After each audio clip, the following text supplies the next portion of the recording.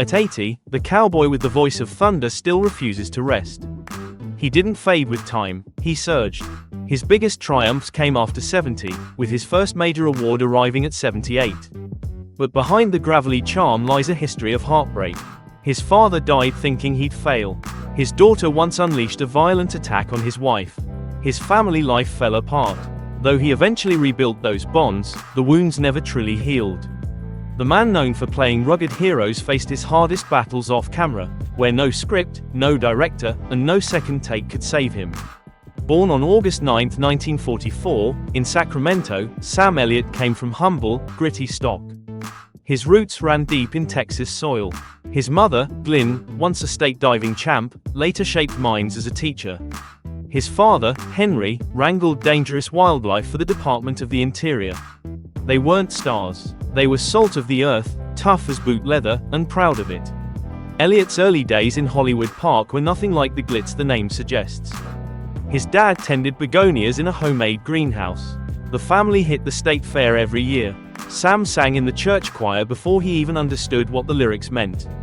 In 1950s Sacramento, Sam lived the kind of boyhood others only dreamed about. He'd ride from William Land Park to the river, stirring up trouble and racing daylight home. On his dad's work trips into the Sierra Nevada, he got his first taste of wild beauty. They fished cold mountain streams and hiked trails most people never saw. It wasn't just recreation, it was spiritual. That wildness etched itself into his soul and, later, into every cowboy he'd ever portray. Then, at 13, everything shifted. His father got transferred. The family uprooted to Portland, Oregon. For Sam, leaving Sacramento was like being torn from the earth. But his bond with nature never wavered. Even as he adjusted to new surroundings, it grounded him. Long before the move, around age 9, another seed was planted. Movie afternoons with his sister turned into something more. One day, he just blurted it out. He wanted to act. His father didn't flinch. He fired back. "You've got a snowball's chance in hell." That phrase stuck like a splinter. It started a cold war between father and son. But Sam kept acting. He lit up school plays. In high school, he played Big Jewel in Guys and Dolls at Clark College. A local paper said he should go pro. That single sentence was all the spark he needed. He didn't care about the odds. He was going to try. But life had one more cruel twist waiting. In 1962, just after graduation, his father died of a heart attack. They never reconciled. His father never saw him succeed. The grief followed Sam like a shadow. "It kills me to talk about it," he later said. But instead of breaking him, it became his fuel. Days after the funeral, he dropped out of college. No drifting, no partying. Just laser focus. His father's doubt became his ignition switch. Every "no" he heard was a reminder of that snowball. In 1966, he joined the California Air National Guard. He became a loadmaster, balancing cargo in military planes. It was intense work. He served for 6 years. By day, he handled aircraft logistics. By night, he hit acting classes. 12-hour shifts followed by cold readings and rehearsals.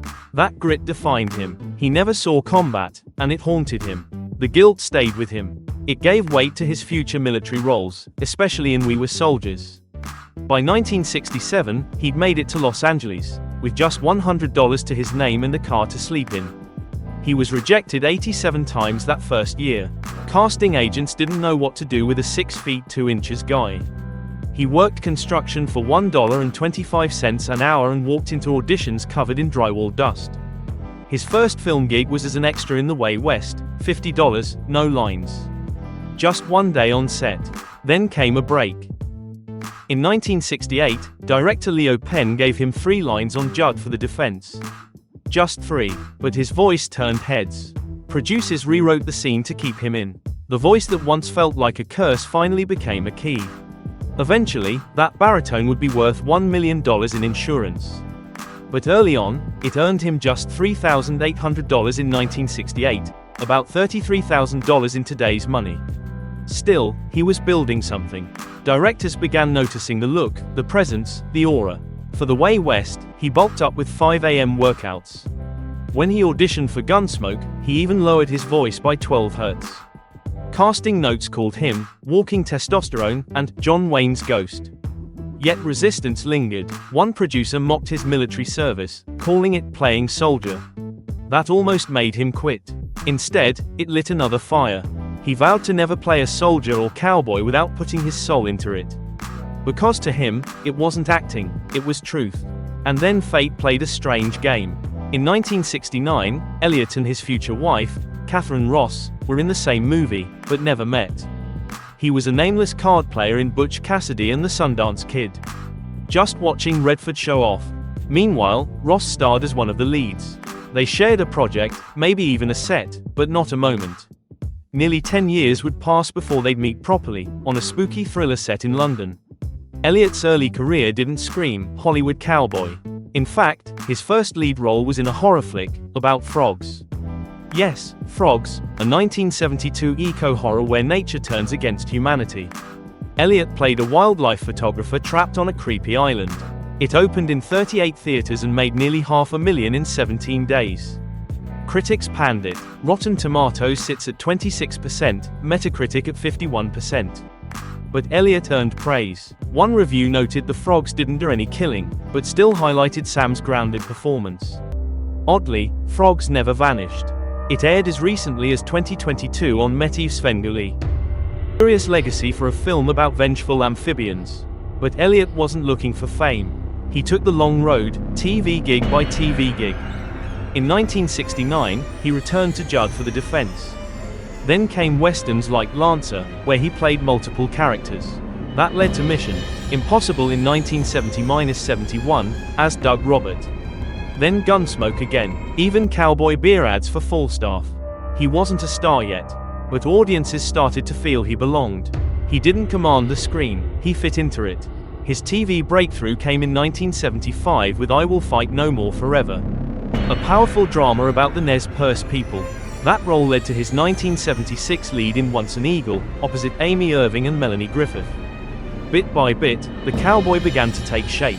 It wasn't just Sam Elliott's acting that turned heads, it was everything about him. Towering, rugged, and quietly magnetic, he looked like he'd stepped straight out of a John Ford Western. Standing 6 feet 2 inches, lean but sinewy, he embodied the image of a frontier legend. Even before the moustache became iconic, casting directors could already see it. He was the cowboy. Then there was the voice. Low, deliberate, smooth as aged whiskey. It turned even the smallest roles into something that felt weighty, almost mythic. By the mid-1970s, Elliott wasn't just another actor, he was a symbol. He represented the fading but still revered spirit of the Old West. Then came Lifeguard in 1976. That role finally gave him the spotlight. He played Rick Carlson, a 32-year-old lifeguard torn between a carefree life and the pressures of adult responsibility. The movie cost just $900,000 to make, but grossed $5.4 million. More than just a hit, it was personal. Both his parents had been lifeguards. So had Sam. That real-life connection brought authenticity to his performance. Paramount shelved the film for a year, and Elliott held his ground. He turned down every TV offer during that time, waiting patiently for Lifeguard to be his cinematic launchpad. What audiences got wasn't a beach flick, it was a character study. Rick Carlson was calm, grounded, reluctant to change. That quiet strength became a blueprint for roles like Roadhouse and The Big Lebowski years later. And around this time, fate finally circled back to Catherine Ross. In The Legacy, they were cast as romantic leads, and this time, sparks flew.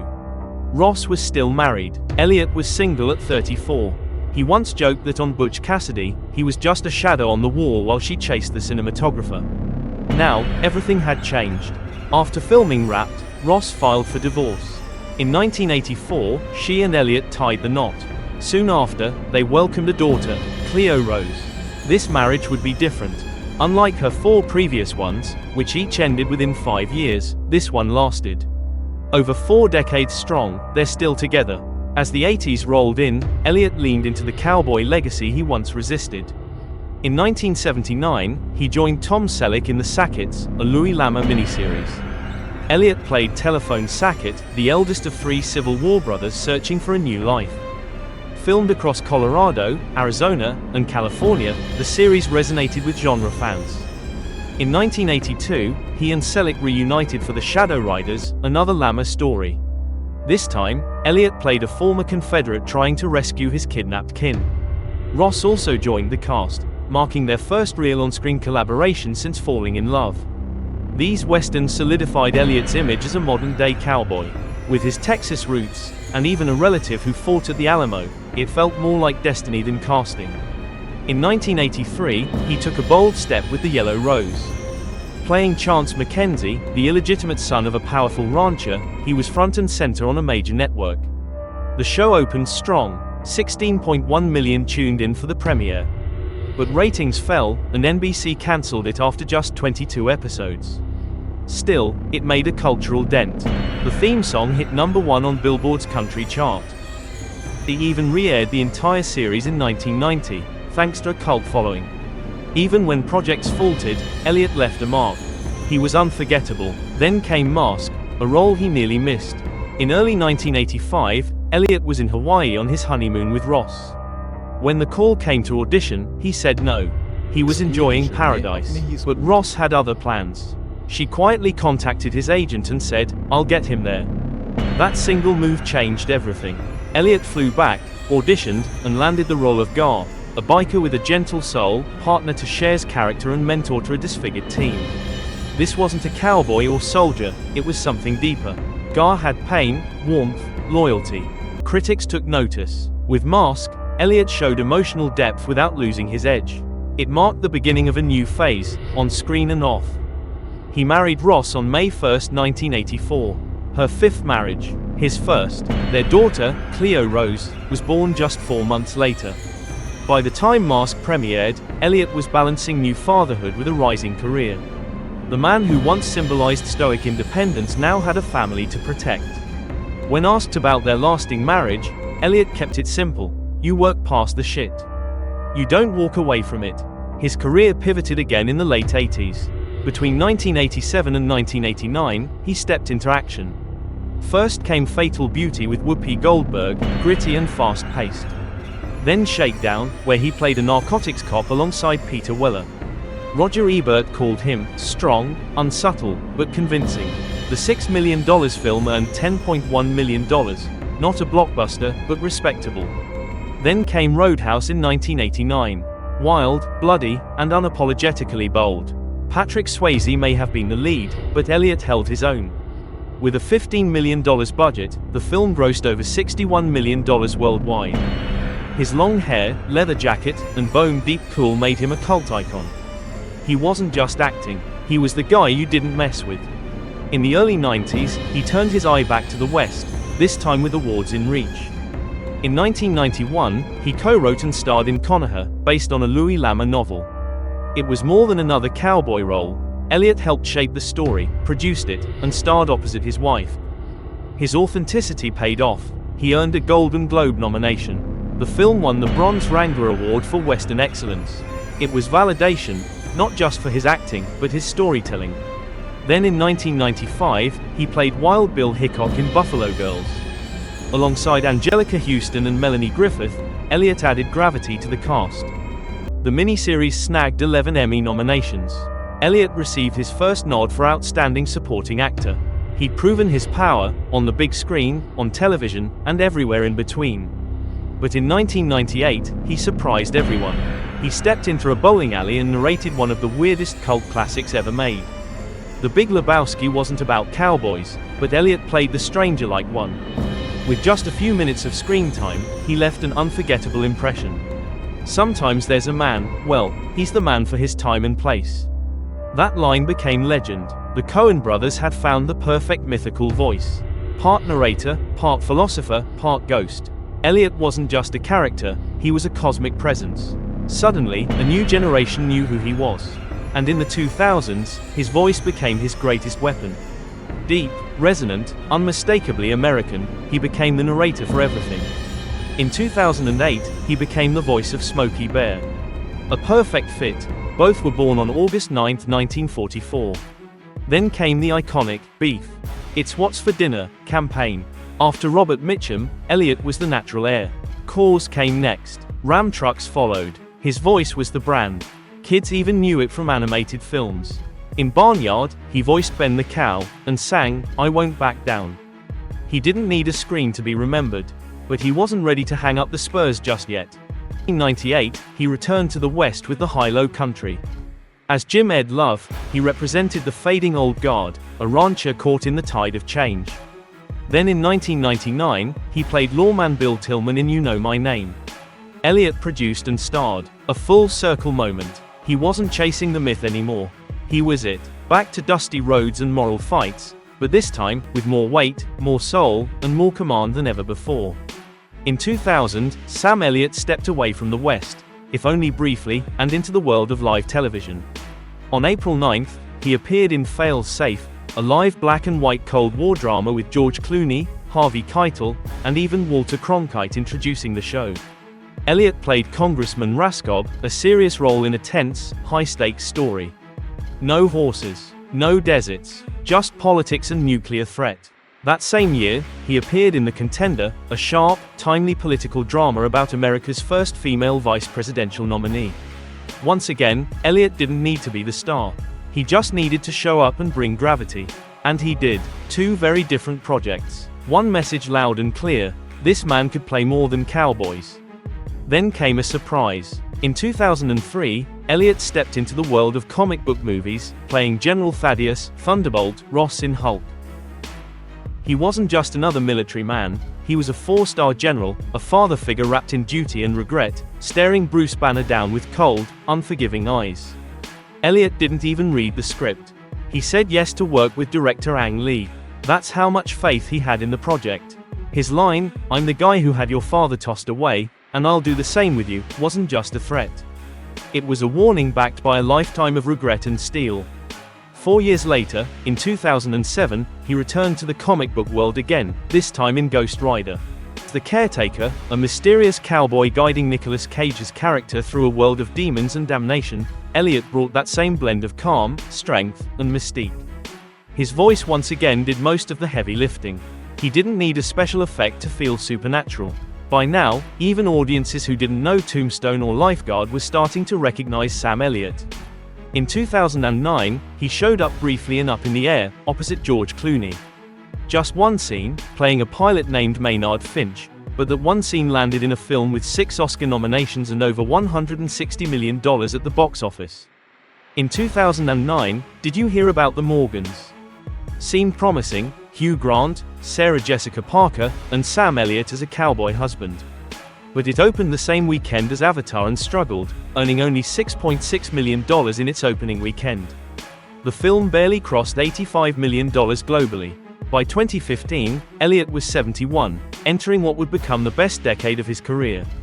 That year, he starred in I'll See You in My Dreams, playing an aging widower. The film was soft and romantic, a rare opportunity for an actor at his age. Later, Elliott voiced Butch, a cowboy like T-Rex in The Good Dinosaur, capturing kids' imaginations with his iconic voice. In 2017, Elliott starred in The Hero, playing a dying Western star trying to fix his life. Director Brett Haley wrote the script with Elliott in mind, and the film was filled with the honesty and regret that came naturally to him. In 2018, he earned his first Oscar nomination for A Star Is Born, playing Bradley Cooper's older brother.